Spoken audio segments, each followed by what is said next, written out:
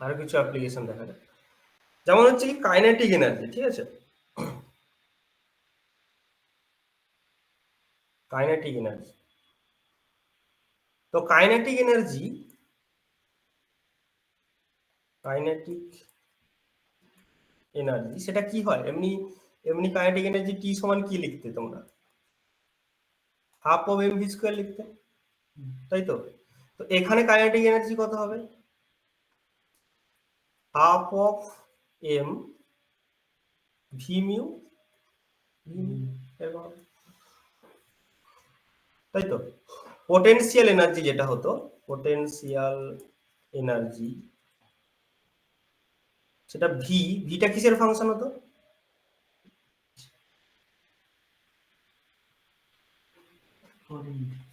আর এর ফাংশন হতো। এখানে ভিটা কিসের ফাংশন হবে? এক্স মিউর ফাংশন হবে। তাহলে লাগরাঞ্জিয়ান কত হবে? এল ইকুয়ালস টু কত হবে তাহলে? Half of M V mu minus কত বলো?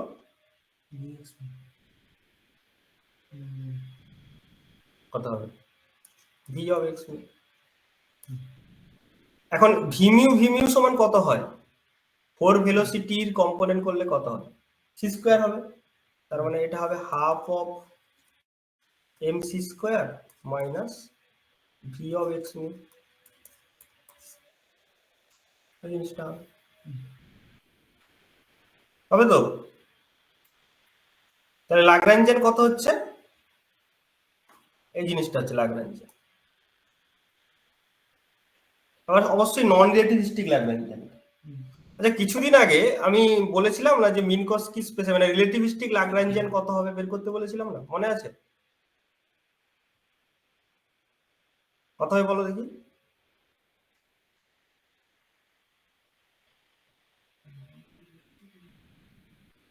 আমি একটা করে দেখিয়েছিলাম, মনে গ্রুপ খুলো, গ্রুপে আমি দিয়েছিলাম।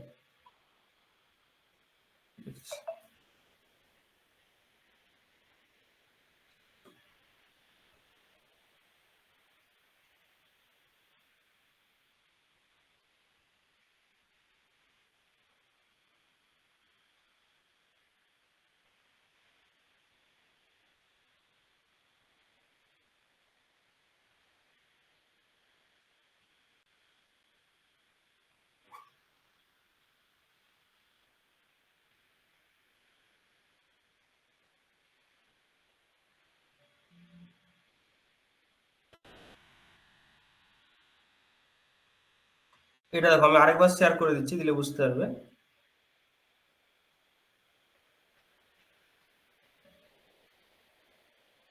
এইটাতে তো কত ছিল বলো দেখি? এল কত ছিল এখানে? Minus M naught C square into root over one minus কত V square by C square. এই জিনিসটা ছিল তো? তো এখানে কত হবে তাহলে? Minus M naught C square root over one minus V mu by C square, এরকম আসবে। ঠিক আছে, তাহলে যখন রিলেটিভিস্টিক ল্যাগ্রাঞ্জিয়ান বের করতে যাবে তখন কিন্তু এরকম ভাবে লিখবো। বুঝতে পারছো কিনা বলো, না অসুবিধা হচ্ছে বুঝতে? অসুবিধা হচ্ছে স্যার। কি অসুবিধা হচ্ছে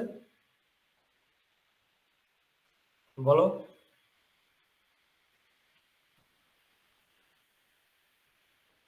বলো কোন জিনিসটা বলতে হবে তো।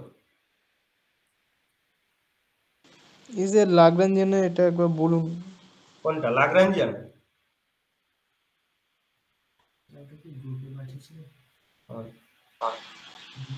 স্যার ভি মিউ যেটা মানে ওই দুটো ভি মিউ এটা সি আরে স্কোয়ার লিখে দিলে ওখানটা বলুন একবার। এটা তো ভি স্কোয়ার কিন্তু হুম যখন তুমি এটা লিখবে সেটা ভি মিউ হবে। এটা এই ভি হুম স্কোয়ার এভাবে পেয়েছো। হুম।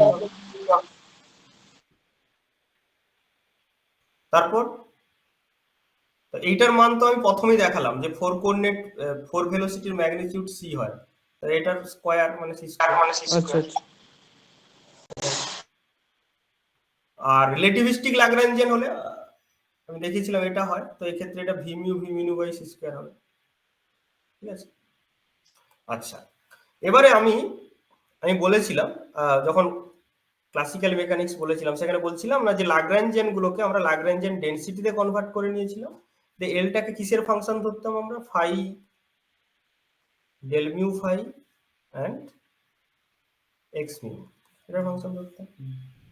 তাহলে যদি আমি এরকম রিলেটিভিস্টিক ল্যাগ্রাঞ্জিয়ান লিখি তাহলে এটা কত হবে অ্যাকচুয়ালি, আমি ন্যাচারাল ইউনিট সিস্টেমে আমরা সি কে 1 ধরে নিই, ঠিক আছে, তার মানে এটা কত হবে minus M naught root over 1 minus কত হবে ভি মিউ, মানে ভি মিউ না হয়ে এটা কি হবে del mu phi del mu phi, এই জিনিসটা হবে।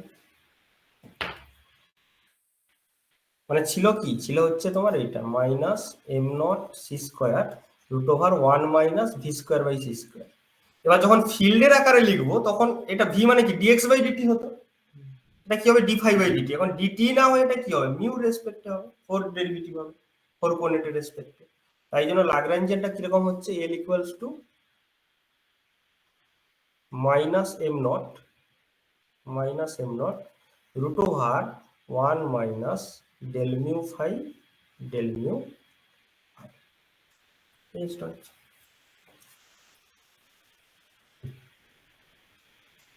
বলো বুঝতে পারছো কিনা?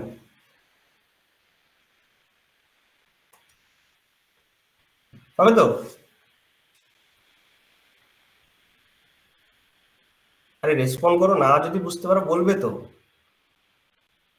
না স্যার বুঝে গেছি। আচ্ছা, তা এই হচ্ছে ল্যাগ্রাঞ্জিয়ান এই রেসপেক্টে, তাই তো? তো এই যে ল্যাগ্রাঞ্জিয়ান এটা কিন্তু তোমার নন ক্যানোনিক্যাল ল্যাগ্রাঞ্জিয়ান।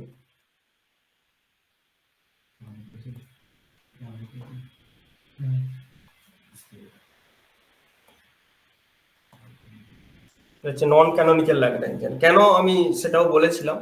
ক্যানোনিক্যাল ল্যাগ্রাঞ্জিয়ান কাকে বলবো, যদি এরকম হয় যে del L by del Q কে সমান যদি পি কে ডট হয়, আর del L by del P কে সমান যদি কিউ কে ডট হয়, সরি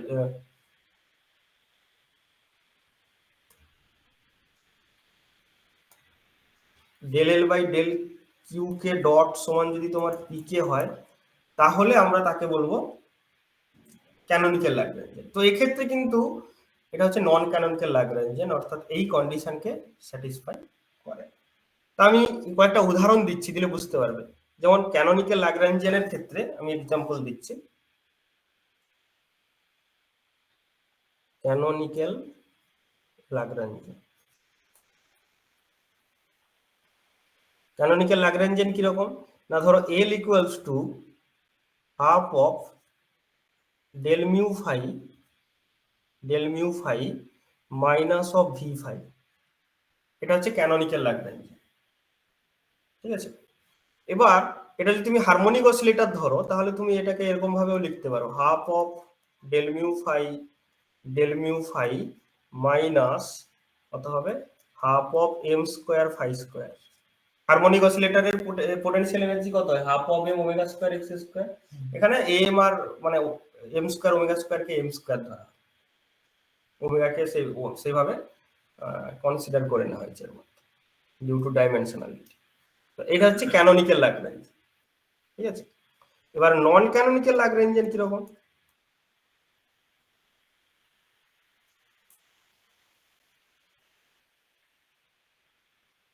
নন ক্যানোনিক্যাল ল্যাগ্রাঞ্জিয়ানটা কিরকম হবে না, এরকম হবে, যেটা একটা উদাহরণ দিলাম আমি, যে minus M naught root over 1 minus del mu phi,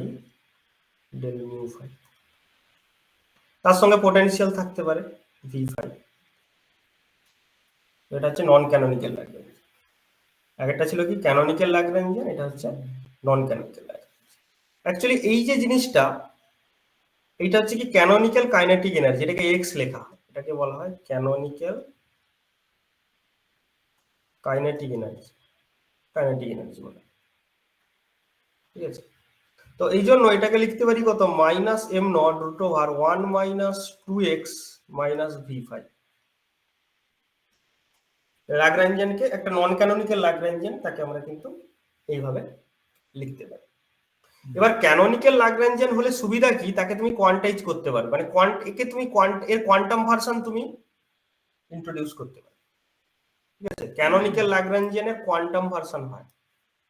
কেন তোমরা জানো যে হারমোনিক অসিলেটরের হ্যামিল্টনিয়ান কত হয়, P square by 2m plus half of M omega square X square. এটাকে আমরা এরকম লিখতে পারি যে H cut omega A plus minus A minus plus plus minus half, এই আকারে লিখতে পারি, যেখানে এ প্লাস এ মাইনাস এরা ক্রিয়েশন আর অ্যানিহিলেশন অপারেটর। সুতরাং একে আমি কোয়ান্টাইজ করে দিতে পারি যে এরকম en ইকুয়াল টু কত, n plus half H cut omega, এভাবে কোয়ান্টাইজ করতে পারি। কেন কোয়ান্টাইজ করতে পারছি, কারণ এটা ক্যানোনিক্যাল ছিল বলে, তার ল্যাগ্রাঞ্জিয়ান ক্যানোনিক্যাল হওয়ার কারণে তাকে আমি কিন্তু কোয়ান্টাইজ করতে পারি।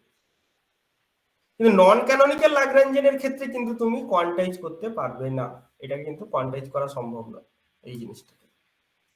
তো তাই জন্য এর কোয়ান্টাম ভার্সন নেই, আপাতত নেই। ঠিক আছে, নন ক্যানোনিক্যাল ল্যাগ্রাঞ্জিয়ানকে কোয়ান্টাইজ করা, it is impossible to quantise the non canonical Lagrangian. কিন্তু তোমরা ভেবে দেখো যে এটা কি কোনোভাবে কোয়ান্টাইজ করতে পারো কিনা, যদি করতে পারো so that will B a remarkable evolution. ঠিক আছে, কোয়ান্টাইজ করার অর্থ তার পার্টিকেল ক্রিয়েশন, মানে এনার্জি লেভেল গুলো ডিসক্রিট হচ্ছে, সেটাই কোয়ান্টাইজেশন। এটা নরমাল কোয়ান্টাম মেকানিক্সেও তোমরা পড়েছো। তো ক্যানোনিক্যাল ল্যাগ্রাঞ্জিয়ানকে আমরা কোয়ান্টাইজ করতে পারি, সেটা নিয়ে কোনো সমস্যা নেই। কিন্তু নন ক্যানোনিক্যাল যদি হয়ে যায় তাকে কিন্তু কোয়ান্টাইজ করা সম্ভব নয়, অর্থাৎ এটার কোয়ান্টাম ভার্সন এখনো অবধি নেই। If you can do that, যদি কোন হ্যাঁ কন্টিনিউয়াস এনার্জি লেভেল আসবে, মানে এর কোয়ান্টাম মেকানিক্সই আসবে না। কোয়ান্টাম মেকানিক্স তখন আসবে যখনই হ্যামিল্টনিয়ানটাকে তুমি এইভাবে ক্যানোনিক্যাল ফর্মে লিখতে পারবে, তখনই তার কোয়ান্টাম ভার্সন আসবে, আদারওয়াইজ এটা পারবে। যদি তোমরা চেষ্টা করে দেখো তোমরা পারো কিনা এটা করতে। কি বললাম বুঝতে পারছো তো, কি ব্যাপারটা কি? ধরো তুমি এটার কথা বাদ দাও, ধরো তোমাকে এরকমই একটা দেওয়া হলো, একটা হ্যামিল্টনিয়ান এরকম দেওয়া হলো, কিরকম ল্যাগ্রাঞ্জিয়ান এরকম দেওয়া হলো, কিরকম না minus M root over 1 minus square minus half of M omega square X square. এটাকে কোয়ান্টাইজ করা যাবে? যদি যায় তাহলে ভালো, চেষ্টা করে দেখবে কোয়ান্টাইজ করতে পারবে।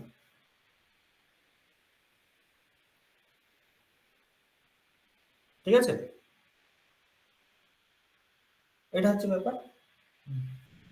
আচ্ছা, এবারে আরো কয়েকটা জিনিস টেনশন নোটেশনে বলে দিচ্ছি। যেমন তোমরা ওয়েভ ইকুয়েশন জানো, ওয়েভ ইকুয়েশনটা কি বলো দেখি, ওয়েভ ইকুয়েশনের ফর্মটা কি হয়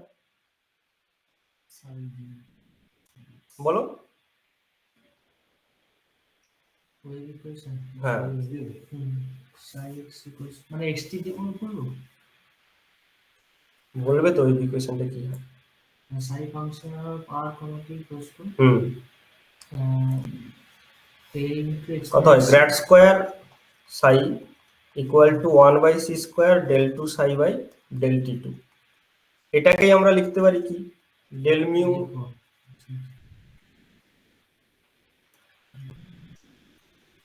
লিখতে পারি, বা এরকমও লিখতে পারি আমরা যে box square psi equal to 0। ঠিক আছে, তো মিন কস কি স্পেসে এরকম হয়, কারণ আমরা এটাকে এদিকে নিয়ে আসতে পারি যে 1 by C square del 2 del T 2 minus of grad square of psi equal to 0। তো এটা তো ডেল এক্স 0 ডেল এক্স 0, আর এটা তো এক্স মানে 1 2 3, সেটাই ভাবে চলে এলো। তো এরকম সমস্ত ইকুয়েশনকে কিন্তু আমরা এরকম টেনশন নোটেশনে লিখতে পারি। তাহলে এখন প্রশ্ন হতে পারে তোমাদের কাছে যে কেন আমরা টেনশন নোটেশন ইউজ করছি, আমরা তো normal scalar vector equation use করতে পারতাম, হোয়াই টেনশন, কেউ বলতে পারবে? এতক্ষণ শোনার পর তোমাদের কি মনে হলো যে হোয়াই টেনশন, আমরা কেন স্কেলার ভেক্টরে নিচ্ছি না? আর স্কেলার ভেক্টরে তো এতদিন করে এসেছি।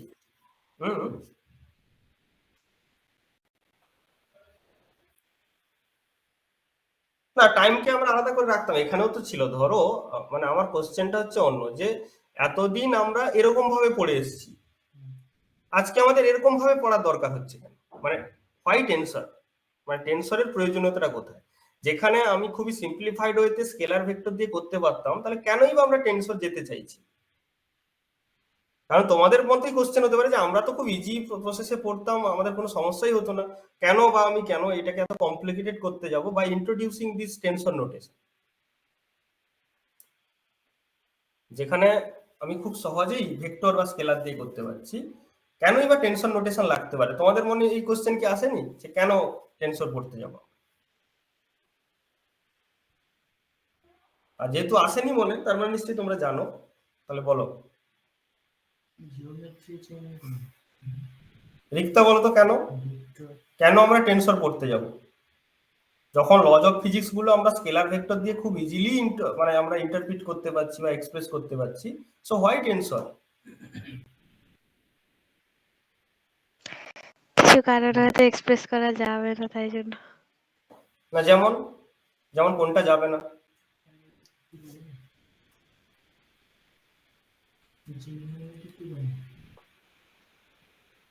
সে যেগুলো এমনিতেই প্রথম থেকে টেন্সর, সেগুলোকে তো এমনিতে স্কেলার বা ভেক্টর এগুলো দ্বারা এক্সপ্রেস করা যায় না, বা তাদের আচ্ছা, যেমন বলো একটা এক্সাম্পল দাও, যেমন ইটসেলফ টেনসর আছে এরকম, যেমন একটা এক্সাম্পল দাও। বা আমি সে কথাও বাদ দিলাম, যেমন যেমন এই যে tensor of rank 1, tensor of rank 1 এর যে ইকুয়েশন গুলো, সেগুলো তো দরকার পড়ছে না, অন্তত সেগুলো তো স্কেলার ভেক্টরই হতো, তাহলে টেনসর কেন? আমি কিন্তু আলোচনার সময় এগুলো বলেছি, একটু যদি খেয়াল করে থাকো, আমার কথাগুলোকে যদি একটু মাইনরলি শুনে থাকো, তাহলে কিন্তু বলতে পারতে যে কেন, ট্রান্সফরমেশন জিওমেট্রি আলাদা, কিসে আলাদা। মানে জিওমেট্রি ভ্যারি করে। হ্যাঁ, ঠিক করে বলো। যেমন আমরা ভেক্টরকে যেমন ইউক্লিডিয়ান জিওমেট্রি ইউজ করি, হুম। তার ক্ষেত্রে জিওমেট্রি আলাদা। হ্যাঁ। আবার যদি আমরা মিন কস কি যদি হ্যাঁ। তার জিওমেট্রি ইউজ করি, তার ক্ষেত্রে জিওমেট্রি তার ম্যাট্রিকটা আলাদা। হ্যাঁ, ম্যাট্রিক টেনসর। আচ্ছা আচ্ছা, ঠিক আছে, ওরা কি বলছে শুনি। হ্যাঁ, তোমরা কি বলছো বলো।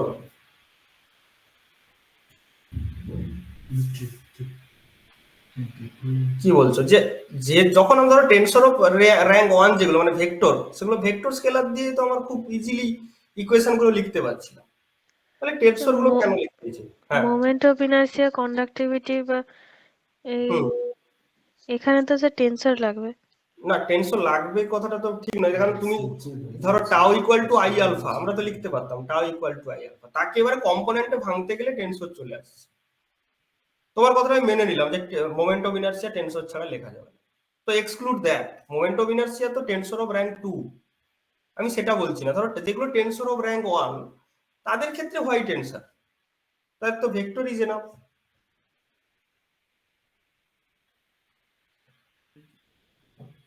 দেখো সমস্যাটা কোথায় হবে, ধরো তুমি যে বলছো, ধরো ওয়েভ ইকুয়েশন, ওয়েভ ইকুয়েশনটা কি ছিল? ওয়েভ ইকুয়েশনটা ছিল এইটা, 1/c² del 2 del t2 minus of grad square of psi equals to 0. This is wave equation, but this is the wave equation in R3. কোশ্চেনটা বুঝতে পারছো? মানে কনস্ট্রাক্টটা বোঝার চেষ্টা করো। এটাকে তোমরা যে ওয়েভ ইকুয়েশন বলছো, this is the wave equation in flat space geometry, that means in flat space. In other geometry, that means in other space time curvature, তখন ওয়েভ ফাংশন কেমন হবে? বুঝতে পারলে কোশ্চেনটা কি, কনটেক্সটটা কোথায়? এটা তোমরা লিখছো, এটা একটা স্পেশাল কেস যেখানে তোমরা স্পেস টাইম বা স্পেসকে ফ্ল্যাট ধরছো, under flat space time this is okay. কিন্তু যখন স্পেস টাইম কার্ভড হবে, in curved geometry of space time, what will be the wave equation, তখন ওয়েভ ইকুয়েশনটা কেমন হবে? বুঝা গেছে? তো তখন কিভাবে ওই ইকুয়েশন করব? তাহলে জাস্ট এটাকে আমি তখন লিখতে পারি কিরকম, del mu psi equal to 0, this is the wave equation now. এবার কার্ভ স্পেসে কি হবে? কার্ভ স্পেসে এটাকে এরকম লেখা হয়, গ্র্যাড মিউ, এটাকে বলে কোভ্যারিয়েন্ট ডেরিভেটিভ। তো যেহেতু ফ্ল্যাট স্পেসে তোমার এই ট্রান্সফরমেশনটা এর জি মিউ নিউ কত ছিল, এর জি মিউ নিউ ছিল এটা 1 মাইনাস মাইনাস 1 মাইনাস 1 মাইনাস 1। অন্য স্পেসে এগুলো তো কনস্ট্যান্ট হবে না, সেক্ষেত্রে অ্যাকর্ডিংলি এই জিনিসগুলো চেঞ্জ হয়ে যাবে। সো এক কথায় যদি তোমাদের বলা হয় what is the need of tensor, the need of tensor is in the differential geometry. differential geometry. What is differential geometry? That means the differential operations, মানে calculus in curved geometry. Curved geometry তে calculus এবং dynamics কেমন হবে সেটা যেখানে study করা হয় সেটাকে বলে differential geometry. This differential geometry, এই ডিফারেন্সিয়াল জিওমেট্রি পড়তে গেলেই কিন্তু টেনসর ছাড়া পড়তে পারবে না, ঠিক আছে? তো তোমরা যেটা পড়ছো সেটা একটা স্পেসিফিক কেস, সেটা হচ্ছে flat space geometry. Flat space জিওমেট্রিতে স্কেলার ভেক্টর দিয়েই চলতো, কিন্তু আমরা যখন কার্ভ স্পেস জিওমেট্রিতে যাব তখন কিন্তু without tensor you can write one single equation, একটা ইকুয়েশন সিঙ্গেল ইকুয়েশনকেও লিখতে পারে। তাহলে সেক্ষেত্রে কি করতে হবে? টেনসর আনতে হবে। তো তার প্রাইমারি অ্যাপ্লিকেশনটা আমরা এখানে করছি, আমাদের নোন জিনিসে করছি, তাই না? তোমরা যখন প্র্যাকটিক্যাল করো, তাই না, ধরো তোমরা কোনো একটা মেথড শিখছো, তোমরা যে প্র্যাকটিক্যাল গুলো করো সেগুলোর নতুনত্ব কিছু নেই কিন্তু সেই প্র্যাকটিক্যাল গুলোর মধ্যে।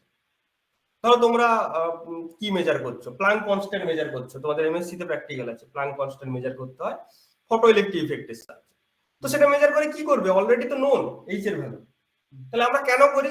আমরা মেথডটাকে চেক করছি যে আমরা যে মেথডটা নিয়ে প্র্যাকটিক্যালটা করব সেই মেথডটা ঠিক আছে কিনা, এটা জাস্টিফাই, ওটা তোমাদের শেখানো হচ্ছে যে দেখো এই মেথডটা ঠিক আছে।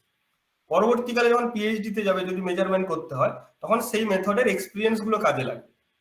এখানেও ব্যাপারটা তাই যে আমরা দেখানোর চেষ্টা করছি যে ফ্ল্যাট স্পেস জিওমেট্রিতে it works well, tensor works well, তাহলে কার্ভ স্পেস জিওমেট্রিতে এর মডিফিকেশন কেমন হবে সেটাকে রিয়েলাইজ করাটা অনেকটা সুবিধা হয়ে যাবে, ঠিক আছে? তো এই কারণেই আমরা টেনসর পড়ছি। তো মোটামুটি এইটুকু, মানে এর তো শেষ নেই, মানে অ্যাকচুয়ালি এর পরবর্তীকালে যদি কার্ভ স্পেস জিওমেট্রি নিয়ে তোমরা পড়াশোনা করতে যাও সেক্ষেত্রে টেনসর তোমাকে পড়তেই হবে, যেটা প্রিলিমিনারি কেস।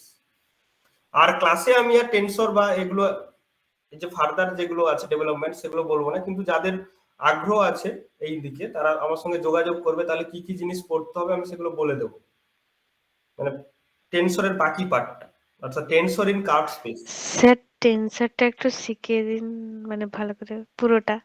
মানে ওটাই তো টেনসর হলো, এর পরে যেটা আছে সেটা হচ্ছে টেনসর ইন কার্ভ স্পেস, ঠিক আছে? মানে তোমাদের যেটা সিলেবাসে আছে তার জন্য এইটাই যথেষ্ট, মানে এত দূর অবধি যে কিভাবে ট্রান্সফরমেশন করবে এটা যথেষ্ট। আমি একটু লিখে দিলে তারপর যখন পড়ে নেবে তাহলে তোমরা হ্যাবিচুয়েটেড হয়ে যাবে এই অ্যালজেব্রার সঙ্গে। টপিকটা এইটুকুই, আমি লিখছি নোটসটা, লেখা হয়ে গেলে তোমরা ওটা পড়লে তখন বুঝতে পেরে যাবে কিভাবে কি টেনসরটা, কিভাবে এই অপারেশন গুলো হবে। কিন্তু কার্ভ স্পেস জিওমেট্রিতে যেটা যে চেঞ্জটা আসবে সেই জিনিসটার জন্য কিন্তু তোমাকে ফার্দার করতে হবে, সেটা তোমাদের সিলেবাসে নেই। তোমাদের এবারে কি অ্যাস্ট্রোফিজিক্স হবে স্পেশাল পেপার? বলেছিলাম, স্যার বলছে ওই দেখে ফ্যাকাল্টি দেখে রাখবে আর কি, মানে যদি পড়ানোর লোক পায় তাহলে রাখবে অ্যাস্ট্রোফিজিক্স। সুদীপ গড়াই তো পড়ায়, অন্যান্য বছর তো সুদীপ গড়াই পড়াতো। ওনার আর ইচ্ছা নেই পড়ানোর।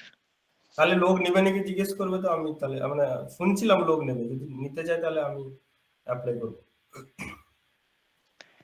ঠিক আছে স্যার, জিজ্ঞাসা করো। হ্যাঁ ঠিক আছে, তাহলে এই ব্যাপার। তো তার মানে আমি সেটাই বলছিলাম, আমি কাকে একটা বলছিলাম বিষয় যে ওখানে নিয়োগ হয়েছিল তোমার অ্যাস্ট্রোনমি পড়ার জন্য, ওখানে স্পেশাল পেপার তো কসমোলজি আছে, কসমোলজি পড়ানোর জন্যই কিন্তু কসমোলজি স্যার আরেকটা কি আছে এবার? অ্যাস্ট্রোফিজিক্স আর high energy physics SP sir পড়ান। হ্যাঁ হ্যাঁ হ্যাঁ, এবার অ্যাস্ট্রোফিজিক্সটা ওই আগের বারে তো নেই, আগের বারে ওই হাই এনার্জি ফিজিক্স না কি একটা দিয়েছে মনে হাই হয়। এনার্জি আগের বারটা হাই এনার্জি ফিজিক্স আমিও পড়িয়েছি এখানে, তারা পড়তো, অ্যাস্ট্রোফিজিক্স এবার পড়েনি। আমাদের তো অ্যাস্ট্রোফিজিক্স, আমরা তো বলেছি স্যারকে ওটাই রাখতে, এবার কি করে দেখা যায়। না না, হাই এনার্জি ফিজিক্স অ্যাস্ট্রোফিজিক্স দুটোই ভালো, মানে আমার নিজের যা টপিক সেটা হচ্ছে তোমার বলা যেতে পারে যে কসমোলজিক্যাল, মানে high energy physics in cosmology, মানে গ্র্যাভিটেশনাল হাই এনার্জি ফিজিক্স, মানে কসমোলজিও আছে আর মানে দুটোর ইন্টারডিসিপ্লিনারি, আমি যে লাইনে রিসার্চ করছি। তো যেটা হোক আমার সুবিধা, মানে আমি সেটা পড়াতে পারবো, কিন্তু মানে আমার যেটা কোশ্চেন, আমি একটা জিনিস দেখে মানে অ্যামিউজড হয়েছিলাম, সেটা হচ্ছে কি যে তোমাদের স্পেশাল পেপার ছিল কসমোলজি, এবং যখন রিক্রুটমেন্ট হয়েছিল কসমোলজি পড়ানোর জন্যই লোক কিন্তু রিক্রুটমেন্ট হয়েছিল। মানে আমি তখন সদ্য ঢুকেছি রিসার্চে, আমি দেখছিলাম নোটিফিকেশনটা যে স্পেশাল পেপার কসমোলজি থাকলেই তাকে নেওয়া হবে, কিন্তু যেখানে রিক্রুট হলো তিনি কসমোলজির লোক নন। এই হচ্ছে সমস্যা, ঠিকঠাক রিক্রুট হয়নি বলে। মানে এতদিন তিনি পড়িয়ে যাচ্ছিলেন কসমোলজি, কিন্তু মানে এক্সপার্ট লোক নন তো এই ইয়েতে না। কসমোলজি পড়ানোর জন্য কসমোলজির লোকই নিয়োগ করা উচিত, কারণ এই জিনিসগুলো দেখছো তো, এগুলো ধরো তোর টেনশন নোটেশন, অন্যান্য টপিক গুলো সবাই পড়িয়ে দিতে পারে। ধরো তুমি সলিড স্টেট ফিজিক্সের লোক কোয়ান্টাম পড়িয়ে দিতে পারে, করে দিতে পারে, কিন্তু কার্ভ স্পেস জিওমেট্রি কিন্তু মানে স্পেশালিস্ট না হলে পড়ানোটা কিন্তু চাপ হবে। তো যদি লোক নেয় ভালো, এই করতে পারে। শুনছিলাম লোক নেবে সে সময়, আর তারপর আর জানি না কি ব্যাপার হবে। আর যদি কসমোলজি তোমাদের নেয় তাহলে কিন্তু তোমায় কার্ভ স্পেস জিওমেট্রি পড়তে হবে, আদারওয়াইজ তোমাদের সিলেবাসে আর কার্ভ স্পেস জিওমেট্রি নেই actually।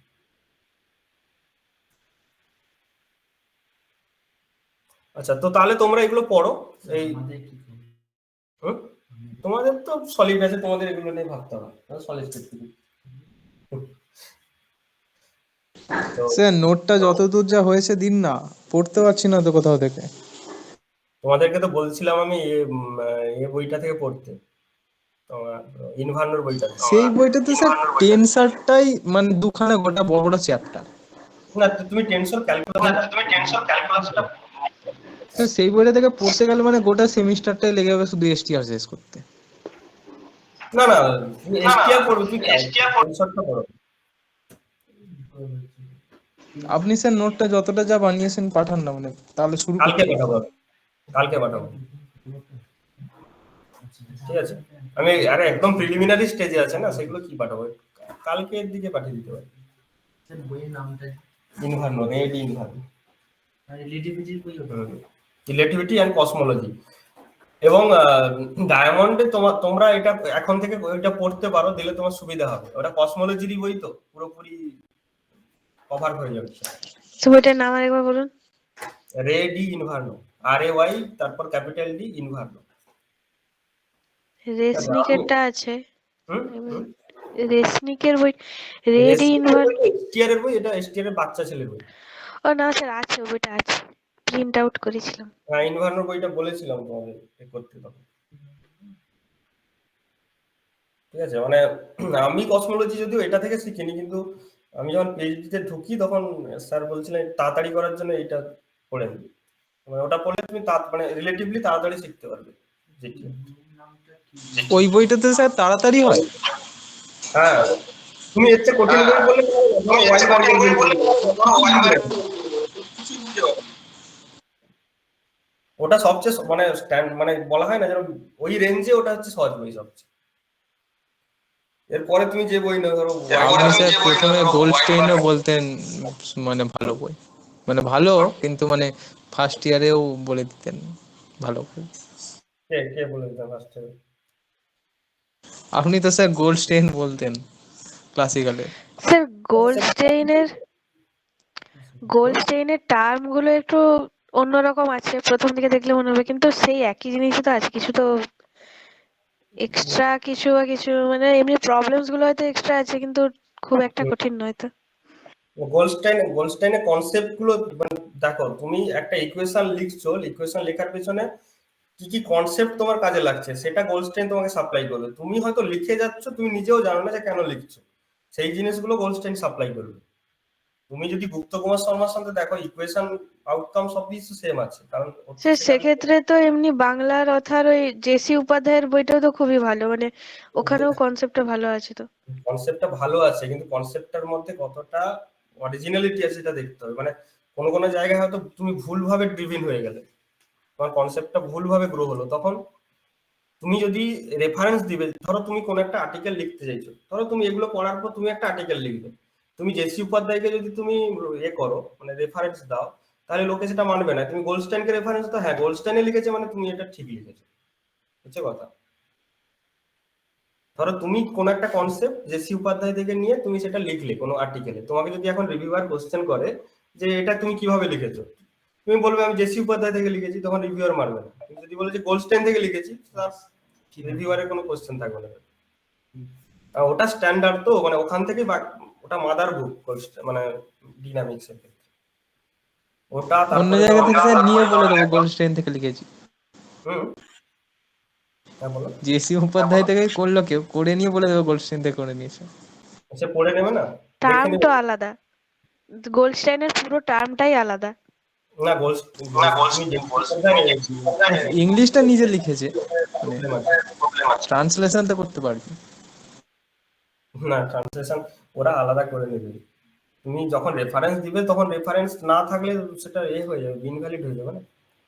ধর কোনো একটা ইকুয়েশন লিখলে দিয়ে বললো যে এটা গোল্ডস্টাইনে আছে, তো গোল্ডস্টাইন নেই আদৌ, সেটা জেসি উপর দিয়ে আছে, তখন হবে কি করে?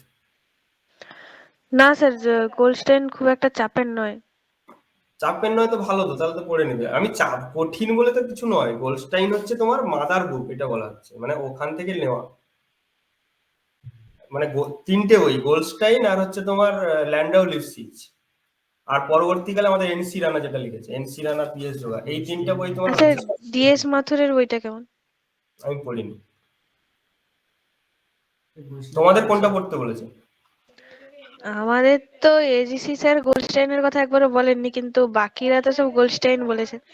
এজিসি স্যার কি বই দেখে পড়ান বা কি অথারের বই, ওগুলো কিছুই বলেনি। মানে